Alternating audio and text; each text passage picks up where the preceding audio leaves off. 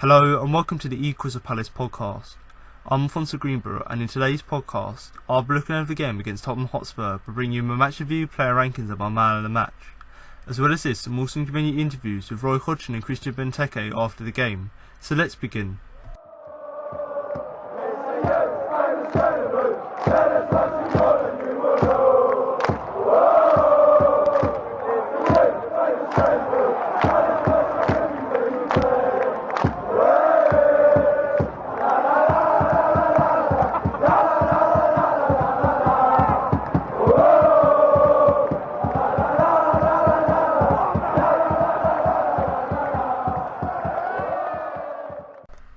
After a dominant first-half performance by the hosts, Crystal Palace fell 4-0 to Tottenham Hotspur on Saturday afternoon in North London.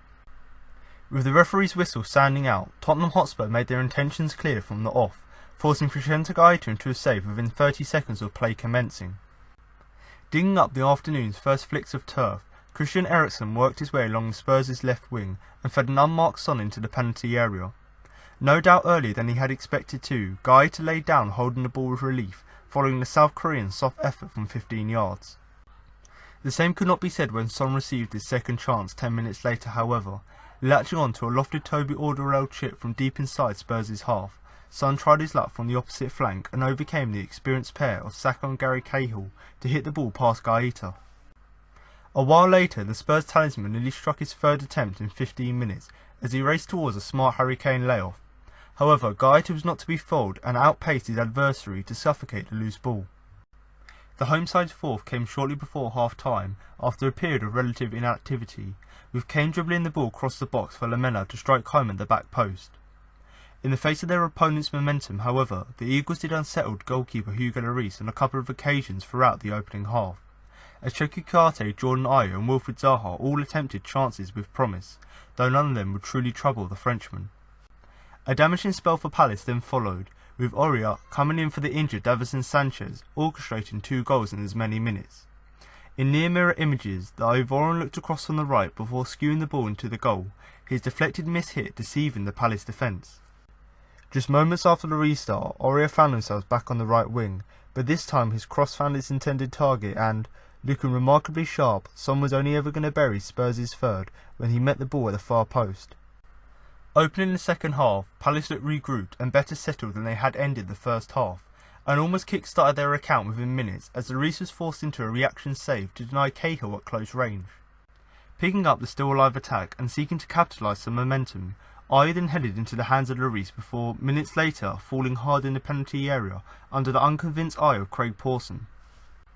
But for all Palace looked stronger in the second half's first 10 minutes, they were still a way off from pulling one back against their hosts, and Mauricio Pochettino's men remained a dangerous opponent. Patrick Vellano was alive to their threat around the 70th minute, blocking a Moussa Sissoko effort from just yards in front of the line. By the end of an uneventful second spell though, Spurs having won by the half-time break, Palace would end the day on the end of a 4-0 loss, the game fizzling out without a glimmer of a visiting comeback.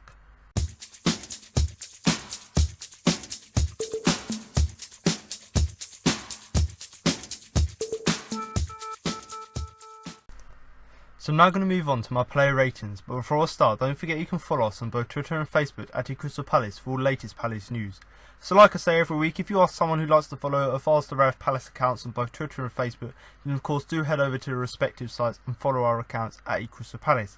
Now alongside the latest Palace news, which of course includes things generally about the club, things that are going on behind the scenes, obviously stuff about the academy, ladies team, obviously all of that sort of general news. We obviously keep you up to date with all the latest transfer news, so as you probably have seen during the summer, so as soon as we found an article we'll post it up there, get all these sources together and put them out there for you guys to obviously look at and obviously to sort of discuss. But also alongside the general transfer news that we post up there, and even though we're not in the transfer window now, there's going to be loads of rumours coming up to January, so if you are someone looking to get involved into that, that's obviously one of the reasons why I would say follow us. And of course alongside that we have interviews, we have general club news, as well as posting our own opinions as well on the account. So if you want a place to get all this latest, all of this stuff sort of put together, the news, the transfers, the interviews, and obviously our opinions before and after games as well, obviously head over to the respective sites. and follow us at eCrystalPalace. Now, another place where you guys can share your opinion is, of course, in the YouTube comments. So if you are listening to the podcast on YouTube, then do feel free to drop a comment below the video with your player ratings, obviously rating the players' performances from 1 to 10. Not going to see any sort of more than 5s today, but nevertheless, rate them out of 10. And of course, even if you don't want to do that, comment below with your general views of the game. Now, main reason I want you guys to do that is obviously so that I can read through them, see what you guys thought about the game, and obviously compare that opinion to my own, you know, see whether we're on the same sort of wavelengths or talking about the game. But also, I suppose, any other fans, whether they be Palace or Tottenham fans who find themselves on the podcast, they can also just, you know, read through the comments, listen to my views, and just build a greater sort of opinion on the game. Now, in terms of just you guys sharing your opinion, literally, it was a terrible result. So, literally, just say what you want in the comment section. I want to hear what you guys thought of that absolutely embarrassing performance. I don't even think we can call it a performance because it was that bad. So obviously from a Palace perspective, you know, take your anger out in the comment section, and of course a Spurs perspective, you've got to be looking at that going, once again, Heung-min Son is on form, you know, great player he is, but he always seems to do it against Palace, which is annoying for us. Obviously they're going to be really happy with the result. It's going to be good in terms of them competing for top 4, but obviously a Palace perspective, you know, yes, Spurs were good and they blew us out of the water, but we were just absolutely terrible on the day. So it wasn't a case of both teams being fairly matched and just one being better than the other. It was the fact that we were bad and Spurs are very good. You know, no sort of middle ground there. So, like I said already, if you do have any views of the game, if you can even be bothered after that result to comment them below, obviously feel free to do that. And of course, any other visiting fans, feel free to do that. Now, of course, if you do want to follow any of the social media pages that I've mentioned or join our Facebook group, then of course do check all links that will be in the description below. Now, obviously, this isn't really going to be a long podcast because I don't really want to speak too long and dwell on the result any more than I should do. So I might as well just give a brief summary of the game because I'm not really going to talk too long about individual players because there isn't really much to talk about other than we were absolutely terrible in the game. Now, to be honest, I think, for me personally at least, it was inevitable that we were going to lose. Spurs with a better team, but the way that after 23 minutes or so they were already 3-0 up just sort of blew that out of the water, you know. Yes, I didn't care if we lost anyway, but just the way we lost and the fact that after 23 minutes, you know, they've already gone and scored 3 goals, you know, looking at the first 2 at least, you know, really bad defensive work, and obviously the game was over at that point. Obviously they went on to get the 4th goal, and you know, even at that, obviously at 3-0 it's definitely game over, but at that point it's like that's the nail in the coffin. That's literally, we can't even do anything good in the rest of the game to make up for this. So the loss is simple enough, you know, that's fine, I would have accepted it, but the way we lost, conceding all of them early goals and not even showing any sort of glimpse of a fight back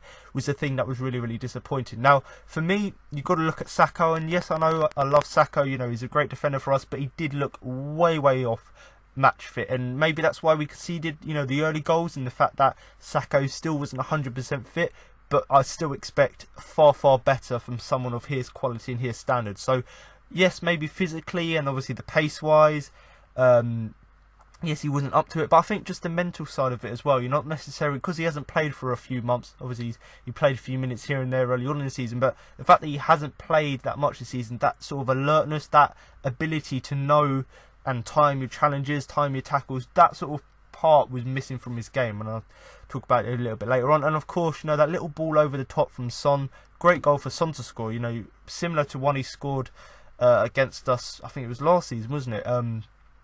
But yes, he's a wonderful player, yes, he's great, but just simple things like that where Sacco wasn't quite alert, wasn't quite aware to it, and, you know, just let Son run through. And, you know, I suppose you've got to look at sort of later on in the game, obviously we were out of sorts because we were already 3-0 down and obviously 4-0 down later on in the half, so you can understand us playing the rest of the game out of sorts, not really getting back into it. And, you know, we didn't look quite pressured because Spurs were just absolutely piling on the pressure, just basically utilising the quality they had, because realistically, you know, we know they were a good team, but they didn't really have to try, and when they did try, as we saw the goals they conceded, it was way too easy for them. So that's something which was obviously of course quite disappointing. And I suppose we did show a few signs of recovery, but you know you've got deflection of PVA of a cross, and Guy had no chance with that. So the fact that we concede a few goals, have a little bit of recovery, then we get a deflection which ultimately leads to Spurs scoring, that sort of thing just sort of was the theme of the day, and the fact that nothing really was going our way, but also the fact that we were just terrible in our performance. Now, what you got to look at, within 23 minutes, we were of course 3-0 down. We literally had no time to breathe. We've just conceded them goals, and it's like, well, the game's already gone now. You're just sort of fighting not to concede another goal. We go on to concede another one, and yes, it was a great finish, and Joe Ward sort of misjudged it, and Son scored that one. Well, sorry, Son put the cross in there, but it's a little bit disappointing the fact that we could have started the game well, but we didn't, and we obviously conceded them first few goals, and the fact that after so little time we were already down basically meant we were up against the wall, because there was nothing really else we could do in the game. And of course the fourth goal, like I said, nail in the coffin, game over. And to be honest, it was almost unnecessary for Spurs to score that goal, because there was no way at 3-0 we were going to get back into the game. But of course, once again, them showing their quality, getting that fourth goal. And to be honest, as a fan, I've got to admit, I was at work, so I couldn't watch the game, but looking at the highlights, just looking at the reaction on Twitter after the game, and I feel sorry for the people who went there. It was just awful at times, because we're in that sort of hopeless position where we're already 3-0 down, and then we go on and concede another one, and 4 goals in one half.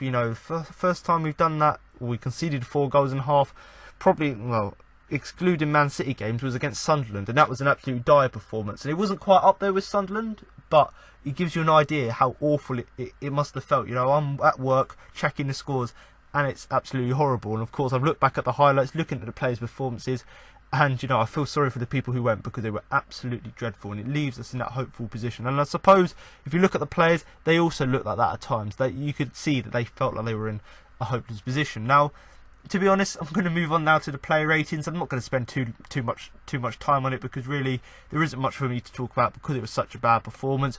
But I suppose might as well start with Gaeta in goal.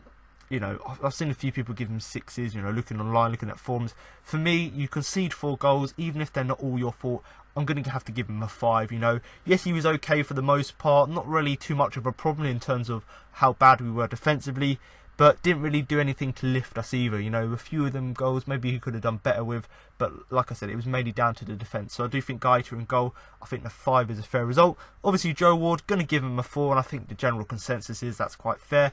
Obviously the third goal, he was beaten at the far post, so sometimes you get beaten at the far post, but the fact that we already conceded 2 goals, you'd think we would have learnt to do something better defensively. We didn't, and of course Joe Ward on that occasion was at fault for that. And of course with the 4th goal, he had no help for that, so that obviously didn't make it better. But the fact that aside from his defensive work, I think his passing was his worst part of his game, just giving away possession to Spurs, and just overall just not having a great day. From the highlights I've seen, from what people have said, there's not one sort of ounce of positivity from his performance, and that's why I've given him the 4, and I think that's a fair result. In terms of Gary Cahill, he's really impressed me so far, but I'm going to give him a 5 here.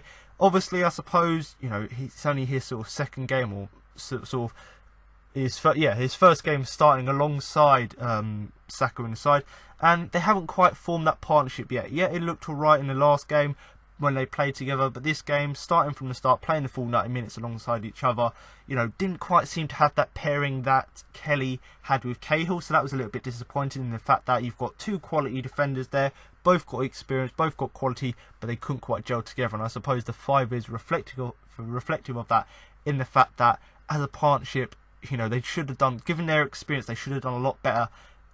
Even given the quality of Spurs, they should have done that. And I suppose you've got to sort of question that maybe Cahill's performance would have been better if he'd had a little bit more support from Saka, if Saka had been a little bit more fitter, because of course when you've got players around you who are lacking fitness, puts more pressure on you, affects your overall performance. So maybe if Cahill had been alongside Kelly, or even Sacco, but a more fitter Sacco, maybe there would have been a difference in his performance, because of course he would have been under less pressure. So moving on to Mamadou Sakho, going to give him a 4. Yes, there are a few encouraging moments, and that's not something I personally saw from highlights, but what other people have been saying. Nice to see him back in the team, but you could clearly see he was lacking fitness, and that's why I've given him the 4. The fact that there was moments where we had no sort of pace, and that he weren't really keeping up with Spurs players, weren't really driving forward as well.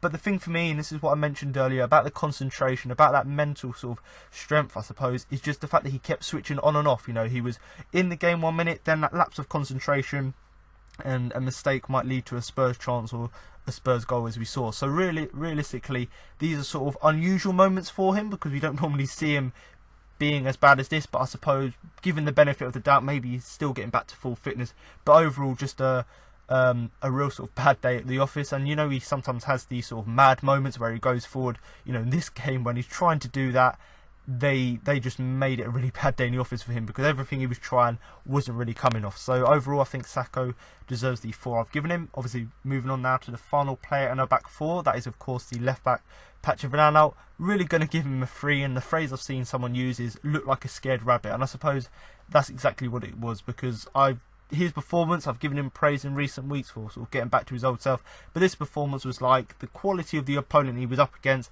He didn't even want to take it on and was just scared from the start, and that's something which we've seen from him defensively quite a few times recently, but not as bad as this, in the fact that the opposition's right in front of him, the quality's there, and rather than trying to sort of approach it and comprehend it and try and sort of overcome it, it sort of seemed to affect his performance overall. And particularly when he was trying to play the ball out from the back, he looked really panicky, giving away possession, and not really that good. So I do think the 3 overall is a fair result, not just because of the defensive work in terms of being at fault for the goals, but just the fact that he didn't seem to take that challenge to Spurs, didn't try and at least do something against them, just looked like really, really scared in terms of his approach of the game. Now I might as well move on, obviously, with us playing the I suppose it's basically the 4-5-1 formation, so I might as well start with Zaha, obviously playing on the right. I'm going to give him a 6 overall, because he's actually one of the few players who actually came away from the game with a little bit of credit. And it's not necessarily because he was fantastic, it's just the fact that he was one of the only players who actually looked like they were trying. And I suppose if you're looking at his season as a whole, I think the 6 is a fair result, but in terms of comparing his performances this season, I think, it's probably his best game so far this season. And yes, that's not saying a lot, because he, of course, he's come back from all the transfer fiasco from AFCONs, had obviously missed a bit of pre-season, so he's still getting back to his old self. But in terms of the games he's played this season, this is certainly up there as his best. Obviously, it's not saying a lot because of the 4-0 loss and the fact that his other performances have been great. But it was just nice to see someone with a little bit more effort, because whenever he was on the ball, he was looking to drive us forward, looking to dribble past players, just looking to create chances, which we weren't doing a lot of because we were on the back foot for the majority of the game. And I suppose the thing you've got to give him credit for is the fact that he just tried to make an impact. Not many players around him were giving him any help, but the fact that Zaha was being that man, making himself count by trying to at least create something out of nothing, was of course great to see. So I think the 6 there is a fair result. Obviously, moving on to the captain and central midfielder, Luka Milivojevic.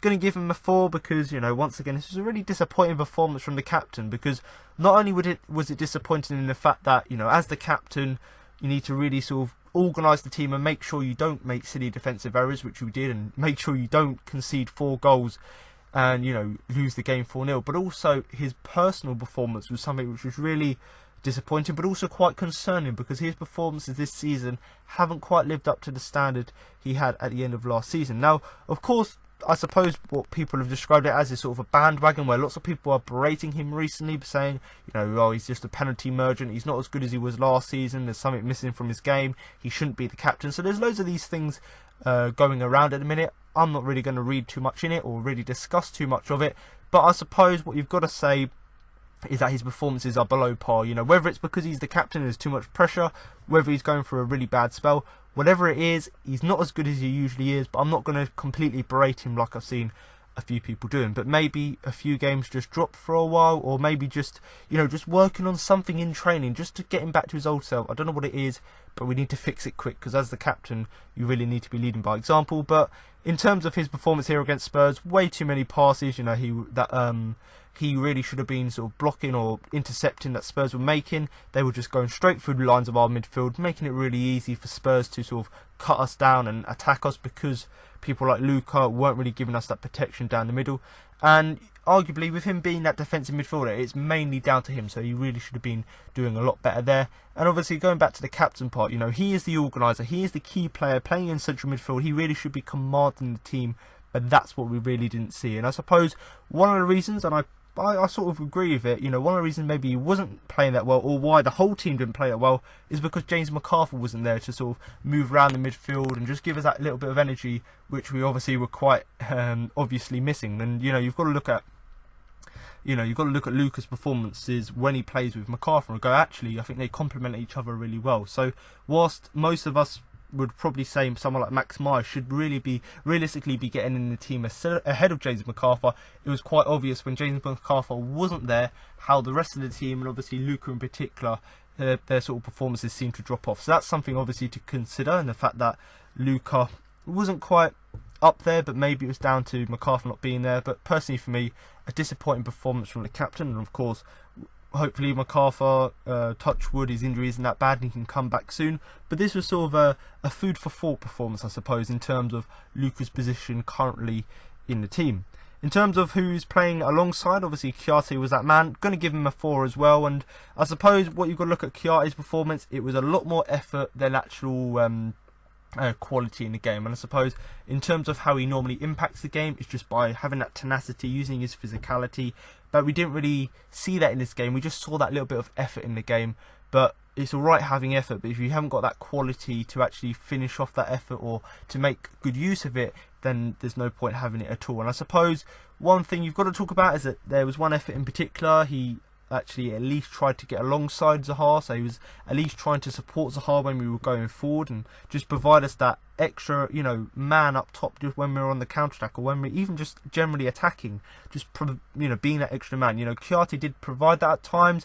But when you consider, Luka weren't playing well, when we needed someone like Kouyaté just to step up and make his impact in that midfield defensively, making these blocks, stopping these little passes that Spurs were making over the top. But because, both Kouyaté and Luka weren't there, obviously our midfield and obviously the team performance as a whole really did suffer. And, I did say about, possibly dropping Luka, and that's what a lot of people have been saying. If it does come to that, I do think Kouyaté would be the man to replace him there. And maybe someone like Max Meyer and McArthur, or Slupp and Meyer, whichever combination Hodgson goes with, could be something just to try for 1 or 2 games, just so whilst we can, at least try and get Luka back to his old self. And I suppose the fact that we've obviously got injuries there, Kouyaté, I think he did look like he sort of got an injury towards the end of the game.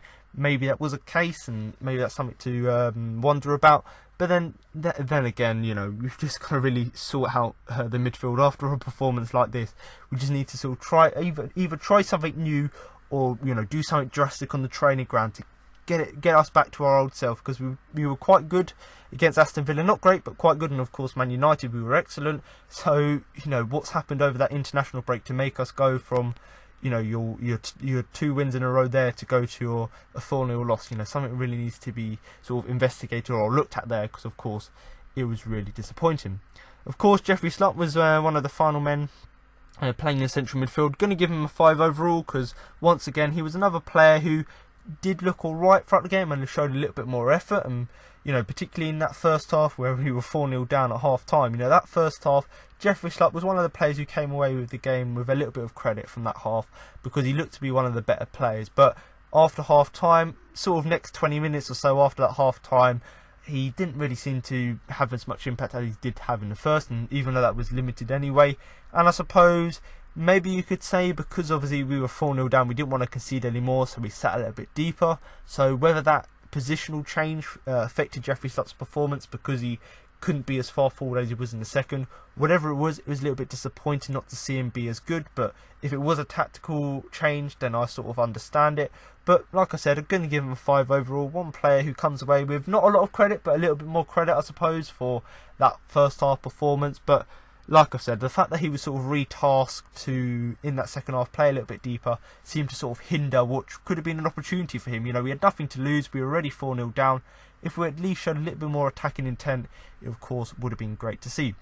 Obviously, Andros Townsend, the final player in our sort of midfield 5, obviously playing on the left primarily. Going to give him a 3 because this was yet another performance this season where it was a shadow of last year's player. He was fantastic last season. Yes, he was fantastic in some spells and slightly average in others, but he had a really great season, great goal return, obviously scoring some screamers as well. But this season he's been absolutely terrible. Haven't seen really any quality deliveries from him, haven't seen any sort of shots or any sort of intent attacking wise which could see him score or assist, and that's been really disappointing. And I suppose one thing that's quite obvious, and I've seen a few people pick it out, is just his pace. He doesn't seem to have as much pace as he used to, or it's just the fact that he's not as willing to run as he used to, because that's something that was quite obvious here. You know, Spurs, we know how good they are defensively, but if we can get people like Zaha and Townsend to actually sort of hit them on the break and actually use the pace to get beyond them, people like Aurier, who we know sometimes has an error in him, if we could do that, then maybe we could have got a different result here. You know, I'm not saying we would have, you know, drawn the game. Well, we probably still would have lost the game, but if we just at least had that intent from people like Townsend, it would have been nice to see. But like I've said, I think the 3 is a really fair reflection, and you know, if I had to rate his whole season as a whole at the minute, we're looking at a 4 or a 5 because he's been that disappointing. So this was just another game in the book there where obviously Andros Townsend was really disappointing, and to be honest, we need him to come back to his old self. You know, he was a key player for us last season, played really well, so obviously we need him to get back to his old self and just help us, because we've had good performances this season. We've had a good start to the season, bar this game here and bar the Sheffield United game. So if he can get back to his old self and we just continue to be defensively solid and just not concede 4 goals like we did and lose the concentration like we did, then hopefully better things will come. And of course the final player is the striker Jordan Ayew. Obviously it's pretty difficult for him with no support and very few passes to him, so I suppose a 5 is a fair result there, because yes, he had loads of effort, you know.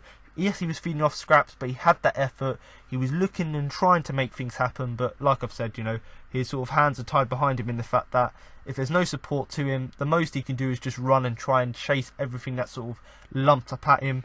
Yes, he'd done that to his best, but like I've said, the rest of the team was disappointed, so we didn't quite see his quality there. In terms of the 3 subs we made in the game, Benteke, going to give him a 4, possibly even a 3. I know some people have given him.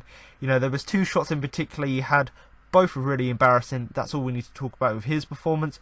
Obviously, James McCarthy came on. Going to give him a 4.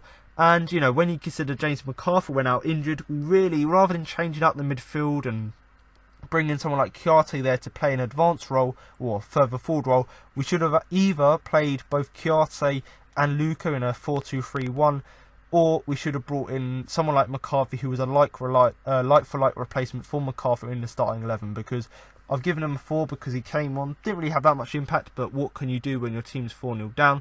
But it would have been good to see him either come on earlier on in the game or started the game in place of McCarthy, because I think the fact that we changed our system slightly, particularly in the midfield, put us under that pressure, which is why they were able to feed balls through and eventually go on to score. So maybe, you know, you've got to look at, you know, if we are missing someone like McCarthy, who's obviously pivotal and one of the first names on the team sheet, maybe bring a like-for-like replacement next time. And in terms of Camarasa, I'm not really going to give him a rating. Didn't really come on for long enough, but I suppose he made a pass. You know, that's a positive. You know, I'm really sort of struggling to think of anything about his performance from what I've seen and heard, but I suppose no rating there. The fact that he made a pass. Now, obviously, like, I don't want to really dwell on the result even more, but what you've got to look at it is, yes, Spurs are a good team, but we got caught out. They obviously had a blistering start to the game, and their finishing was on point. You know, that's quite obviously why they won the game. We were terrible. They started the game really well from the off, and they could finish their chances. That is why Spurs are a good team. That's why they're a top 4 team. But performances like this is what makes the difference between being that top 4 team or being your top 6 team, and certainly Spurs showed their quality there. I think at times Spurs may have overperformed, I suppose, in the fact that because we made it so easy for them, it just allowed them to completely control the game. But then again, you look at it and go, we underperformed, so maybe them overperforming us, underperforming. I suppose the 4-0 would make a fair result on the back of that assumption.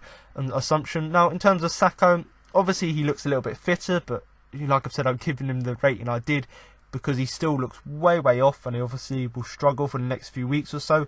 And of course, going back to that right back question, I said about Joe Ward being alright at right back and doing alright until January, and I gave him loads of praise, and then he goes and have a performance like that, which really indicates that he is obviously our weakness in the team. And you know, even when we have our strongest centre back partnership, you know, obviously you can argue that maybe Sakho and Tompkins is better, but Sakho and Cahill should be up there.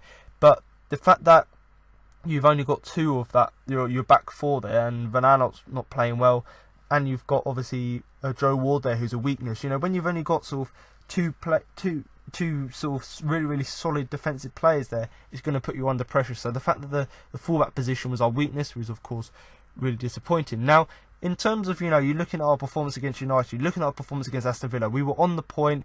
Yes, the Aston Villa game was less good, but we just done the job there. Whereas this game here against Spurs, we looked really sluggish, you know, literally from starting the game. It wasn't the fact that we got tired and we conceded the goals. We started the game really sluggish. Too many players sort of were running really slowly, not really putting in effort, and of course no sort of tenacity as well, just to at least make it difficult for Spurs. We made it way too easy for them, and there were loads of sort of passes we made where we weren't under pressure, but we just kept giving the ball away. That was really sloppy. So just little things like that, starting the game slowly, giving the ball away, not really making use of our possession when we're passing. Little things like this is obviously why we lost the game, but the way we lost it as well, because of just how sloppy we were. And I suppose what you've got to look at the United game and compare it to that. We went with a similar sort of shape and approach, but you've got to sometimes change it up. We know how good Tottenham can be, so we should have gone with two defensive midfielders rather than playing sort of one defensive midfielder and two slightly further forward. So there's lots to talk about here. We were obviously levels way below par, but then again, little tweaks here and there, and players coming in and changing the system there, and just being a little bit more fitter and a little bit more up for the game could have seen a completely different result. And I suppose what you've got to look at is the fact that Andros Townsend came back into the side, obviously in the place of MacArthur. So it was quite an attacking lineup when you look at it. You've got RU, Zaha, Townsend, obviously. Do you know what? It's just so difficult to talk about the game here because I can talk about our attacking players. You've got RU, Andros, Zaha. You've even got Jeffrey Supping behind, and you would think that's a really good attacking lineup. And I'm trying to sort of justify why it should have been good and why it should have worked in the place of MacArthur, and the fact that we went a little bit more attacking. But really, I'm finding it really difficult because most people before the game said that's a good lineup, but the midfield might be weak, and that's exactly what we saw. So maybe Townsend coming in for MacArthur wasn't quite the right decision, and obviously it's because Townsend was slow and he looked quite poor, but also just because we probably should have kept with a more sort of solid, more sort of conservative approach to the game as opposed to going quite far forward. And obviously, in terms of Townsend's performance, he seems to have lost that pace of that yard of pace, or 2 yards of pace, really, which is quite weird because he used to be really electric. Not the fastest, but quite electric. But overall, don't really want to dwell too much on the result. But what I've got to say is, we've got a big game coming up at the weekend against Wolves. We've got, I think it's Norwich after that. So 2 big games here. Yes, Wolves are doing well in the Europa League, but their league form seems to be slacking at the minute. So we really need to get ourselves back together, regroup, reorganise, get the defence solid. Obviously, pick a formation which will obviously allow us to utilise, weaknesses that we could get from Wolves. And to be honest, Wolves at the moment are at their weakest in the league because of obviously the Europa League commitments. So we really need to try and at least get a point there because we want to carry on with this sort of point a game ratio. And of course the game after that, Norwich, we've just seen what they've done to Man City, so another big game coming up in a few weeks' time. So really we need to up our game to obviously match the opponents in these games, but also the fact that we've the fact that these games are coming up, we really need to sort ourselves together. And this was a game which we hope is a one-off, but with these games coming up, hopefully they will also come with better performances.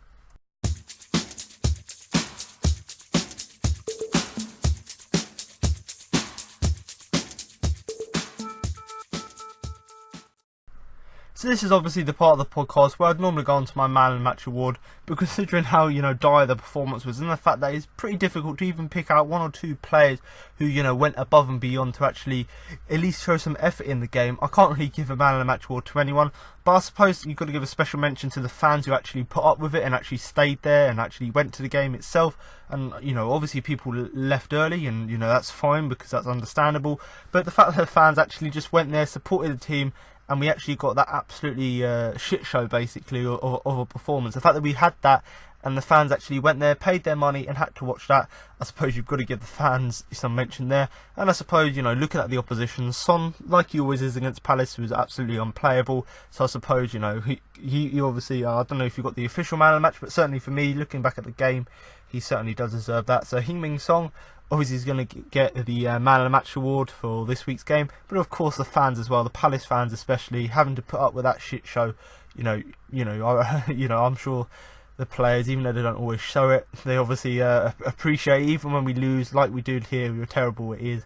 I'm sure they did appreciate the support in the end, given how bad the game was in the end. But like I've said, can't really give anyone really any credit here, but of course comment below if you do think differently. So now you've heard my match report, player rankings and my man of the match. That concludes this week's podcast. Now I've got interviews with Roy Hodgson and Christian Benteke following the game. Christian, a frustrating day. Do you feel that scoreline was harsh? No, I think they deserve to win. This afternoon they were a better team. We had a slow start, and then after 15 minutes, I think it was 2-0 for them. They play at home, and we knew it was going to be difficult. How significant were some of the injuries to the Crystal Palace team in today's game?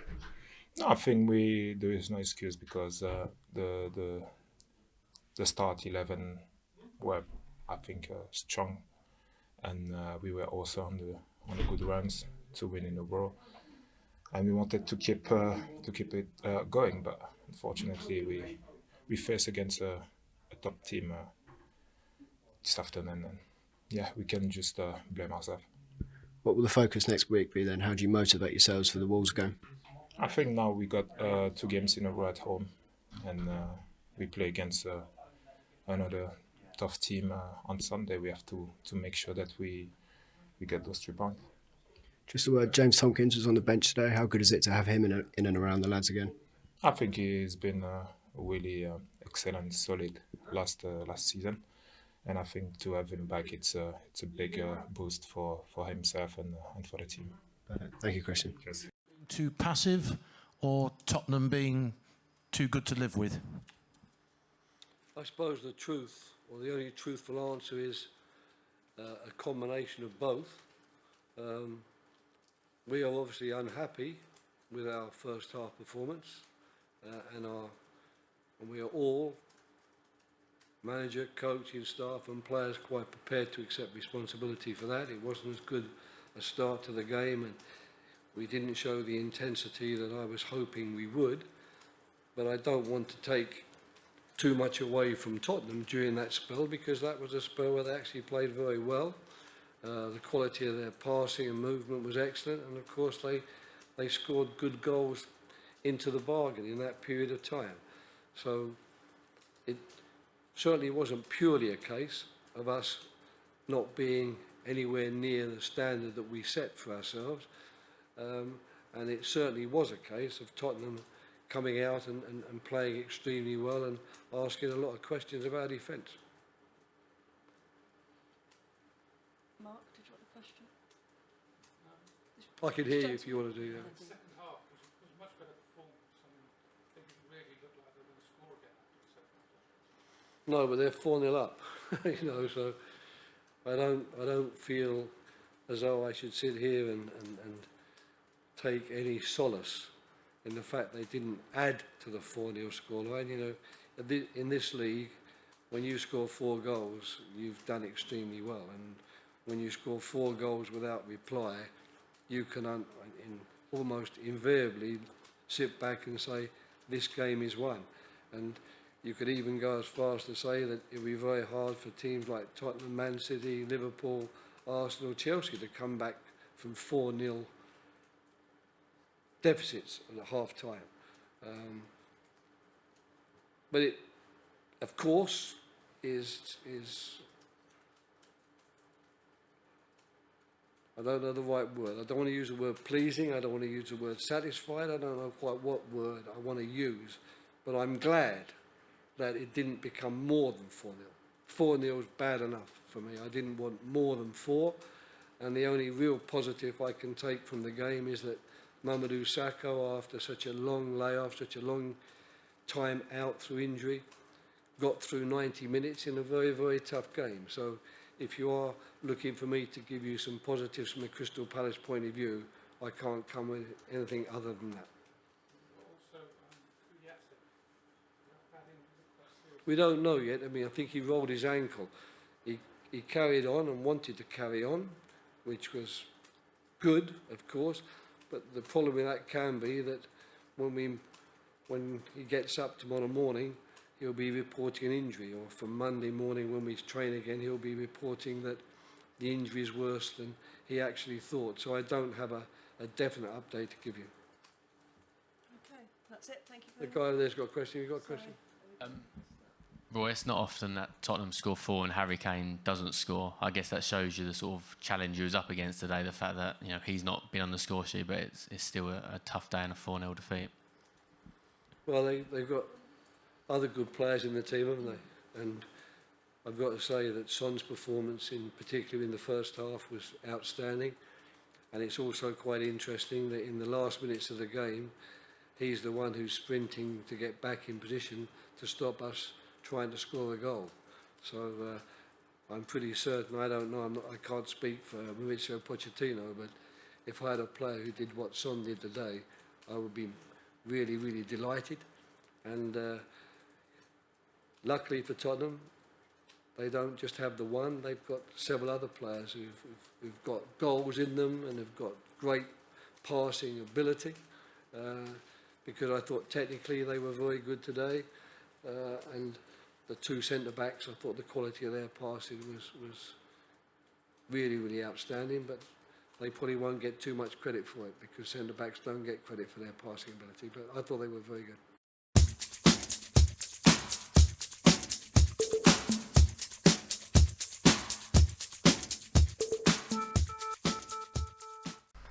So there you have it. Now you've heard what Roy Hodgson and Christian Benteke had to say after the game. That concludes this week's podcast for the game against Tottenham Hotspur. But make sure to come back next week for my post-match review of the game against Wolves. So thanks for listening and remember to up the Palace.